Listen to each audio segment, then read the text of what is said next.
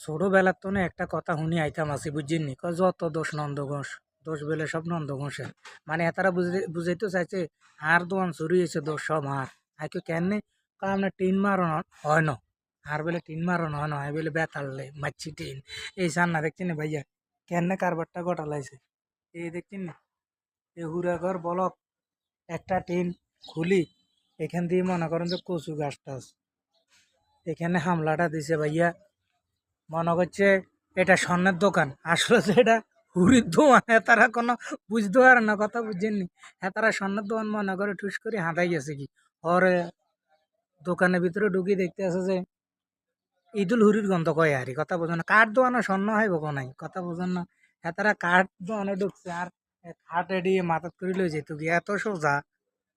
দারোয়ান রাখছি কিনলে বাজারে হরাদার রাখছি কিনলে মাসে 400 নিয়ে বেতন দিয়ে এমনে আলহামদুলিল্লাহ তারা ধরাই দিছে তো এই আসলে পরিচিত লোকের কারণে মনে করেন চারি দিছে কথা বুঝছেন নি ভবিষ্যতে এরকম আর করবো না এ অন্য একটা কারণে ঢুকছে পারে নাই সাকসেস করতে পারে নাই ধরা খাই গেছে ধরা পড়ে গেছে অবশেষে কি করবো আমি আসলে সরল সোজা এই কারণে ছাড়িয়ে দিছি আমার মায়া লাগে সোর সোর মনে করেন যে বাঁধি রাখতে বা গায়ে হাত দিতে আমার খুবই মায়া লাগে এই কারণে মনে করেন যে আমি কেউ চুরি চুরি করলে আমি গায়ে হাত দিতে চাই না